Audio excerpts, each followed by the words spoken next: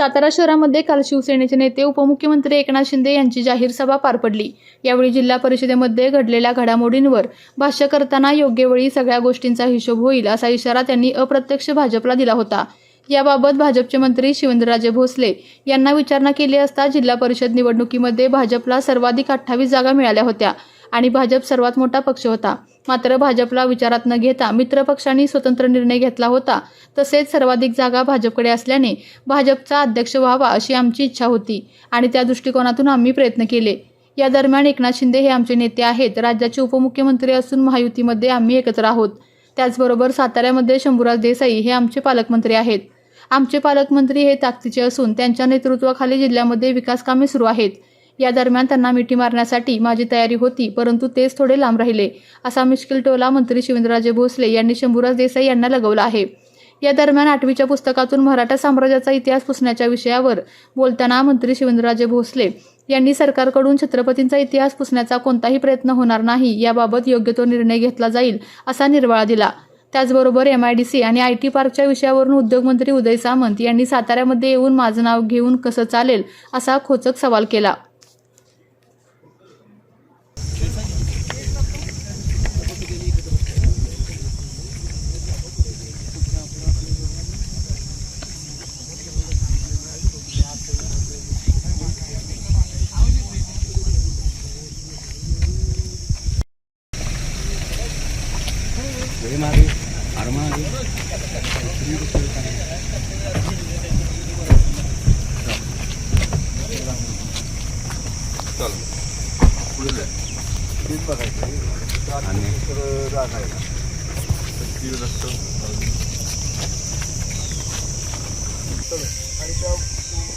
तुम्हाला करायचं तर तळ्याच्या अवतीभोवती केलं पाहिजे ना, जर लोकांना बसायला पाणी इकडे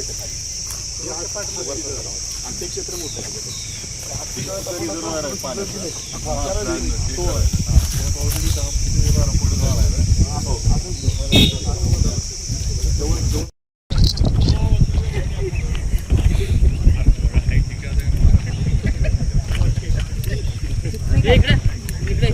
मंजूर झाले ना, सुरू करा की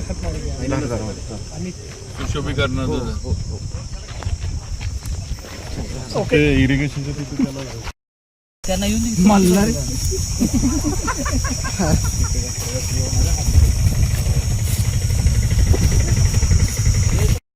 नगरपालिकेला जो माझी वसुंधरामध्ये मला वाटतं 6 कोटी चा आपल्याला बक्षीस जे मिळालं, निधी मिळाला, त्या निधीचं जे आहे ते आज इथं आपलं महारदर तळं आणि हत्ती तळं ह्या तळ्याचं इथं जी साधारण 28 एकर जागा नगरपालिकेच्या मालकीची आहे आणि या ठिकाणी त्या निधीतनं गार्डन डेव्हलप करावं असा एक प्रस्ताव हा चर्चेत होता। त्याची पाहणी करायला आज आम्ही सर्व नगराध्यक्ष नगरसेवक सगळे आज इथं आलो, पाहणी केली आणि या ठिकाणी तळी येतात त्या ठिकाणी पाणी साठा नीटनेटका व्हावा, त्याचबरोबर एक चांगलं ज्याला आपण गार्डन म्हणतो हे इथलं जे आहे ते डेव्हलप करण्याच्या बाबतीतली चर्चा झाली। कारण आता हा संपूर्ण भाग पूर्वी नगरपालिकेत नव्हता, आता हद्दवाढीत आपल्याकडं आला आहे। रिंग रोडसुद्धा जो पुढं होणार आहे तो याच परिसरातनं जाणार आहे, त्यामुळं इथं येण्यासाठी पण किंवा दळणवळणाची सोय पण चांगली पुढच्या काळामध्ये होईल आणि त्या दृष्टीनं एवढी जागा मालकीची असल्यावर एक सुंदर असं बगीचा आणि त्याला मग वॉटर बॉडी वगैरे जी नॅचरली पूर्वीपासून जी आपली आहे त्याचा उपयोग आपल्याला करता येईल। त्याचं आता आर्किटेक्ट वगैरे सगळे जिथं आहेत त्यांच्याशी चर्चा करून पुढची आपण प्रक्रिया जी आहे ती टप्प्याटप्प्यानं सुरू करतो आहे। मोठा प्रोजेक्ट आहे, त्यामुळं फेज वाईज आपल्याला तो करायला लागणार आहे। पहिले 2 फेज आधी होतील आणि तिसरं फेज जे आहे त्याला थोडा जास्त निधी लागणार आहे, त्यासाठी थोडं नंतर त्याच्यामध्ये 3ऱ्या फेजचं काम जे आहे ते आपण हाती घेणार आहे। पर्यटनासाठी याचा पर्यटनाचं जे आहे, कारण आता वरनं रिंग रोड झाला की कासला जाणारी लोक पण खाली होऊ शकतील, कारण रिंग रोड हा आपल्या कासच्या रोडनं जोडून खाली येणार आहे, त्यामुळं त्याचा फायदा होईल। मेन म्हणजे शहरवासियांना एक म्हणजे काय म्हणायचं विरंगुळायला किंवा वेळ घालवायला किंवा मुलांना खेळायला एक चांगलं शहरातल्या लोकांना एक चांगलं ठिकाण, चांगली जागा ही या 28 एकराच्या याच्यामध्ये होणार आहे. बाबा इथं अनेक फुलपाखरांच्या जाती आहेत, अभयारण्य आहे, त्याच्यासाठी त्याचा वापर कसा केला जातो? त्याचा आपलं आता वर्ष तर मला वाटतं कॉन्झर्वेशनच्या ह्याच्यामध्ये आपला जो फुलपाखरांच्या ह्याच्यामुळं तो वरचा डोंगर आपला जो योतेश्वरला जुना रस्ता जातो तो आहेच.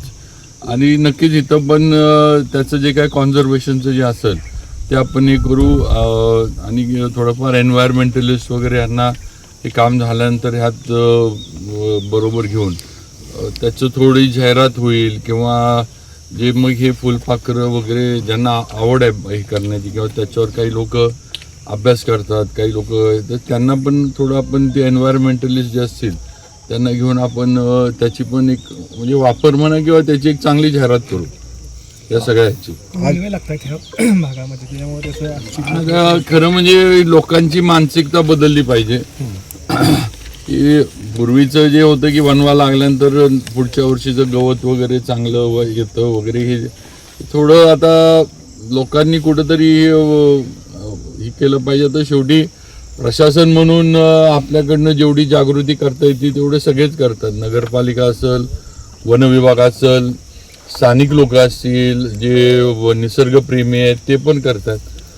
काही ठिकाणी दुर्दैवानं वनवे लागतात नाही, लावले जातात ही वस्तुस्थिती आहे. लागतात काय ते नॅचरली होत असतं आपण, पण लागत नाही आहेत, लावले जातात जाणून बुजून. जे काही जुन्या गोष्टी डोक्यात असतात त्याच्यामुळं. तर ह्याच्यावर लोकांनी थोडं हे करावं की हे बंद झालं पाहिजे. दुसरं ह्या वनव्यांचा धोका आपल्याला पण आहे, प्राण्यांना तर होतोच होतो, निसर्गाला पण होतो. उद्या समजा आता ते अमेरिकेतला आपण ते फॉरेस्ट फायर्स बघितल्या, शहराच्या शहरं त्या ह्याच्यामध्ये जळालेली आहेत. म्हणजे शेवटी असे झाले की ते नॅचरली संपल त्यावेळेला सोडूनच दिलं सरकारनं शेवटी ते विजवायचं, कारण ते विजण्याच्या पलीकडचं गेलं होतं.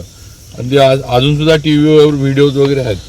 आता ठीक आहे आपल्याकडे एवढं काय नसते, पण असा काय प्रकार घडला, घरं पण कोणाची गावामध्ये डोंगरामध्ये असतात, कुठं काय झालं त्याचा पण विचार लोकांनी केला पाहिजे. जी ही लावणारी वनवे लावणारी आहेत पण त्याच्यासाठी एक यंत्रणा पण मला वाटते काहीतरी असली पाहिजे. समजा लागला आता शहराच्या जवळपास जरी लागला तर त्या विझवणं वगैरे यासाठी काहीतरी यंत्रणा आपली पण तातडीची तयार असली पाहिजे असं मला तर नक्की वाटतं. बाहेर डोंगरांमध्ये लागतात तिथपर्यंत काय आपण पोचू शकत नाही, कारण ते काही शक्य नाही. पण शहराच्या आजूबाजूला पण जे लागतात त्यासाठी काहीतरी यंत्रणा नगरपालिकेनं तैनात ठेवावी, टँकर वगैरे किंवा अन्य काही ज्या वनवे किंवा फॉरेस्ट फायर ज्याला आपण म्हणतो त्या विझवण्यासाठी काय करता आलं.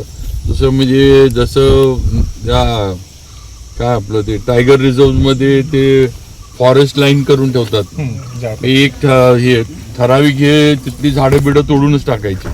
म्हणजे समजा वनवा जरी लागला किंवा जे पेटलं तरी तर तिथून पुढं ते जात नाही, किंवा त्याला मोठे ट्रेंचेस वगैरे काढून ठेवायचे की ज्याच्या इथनं आगीचा पुढं प्रादुर्भाव जो आहे तो होत नाही.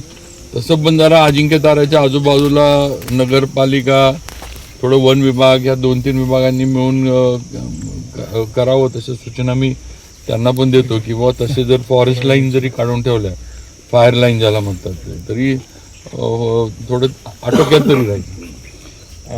आजचं पुस्तक आहे त्याच्यामधून मराठी आपलं मराठा साम्राज्याचा विस्तार दाखवणारा नकाशा आहे तो वगळला आहे आणि त्याच्या प्रतिक्रिया पण मोठ्या प्रमाणात बाहेर येतात. त्याच्यावर 24 तारखेला मोर्चा काढलाय.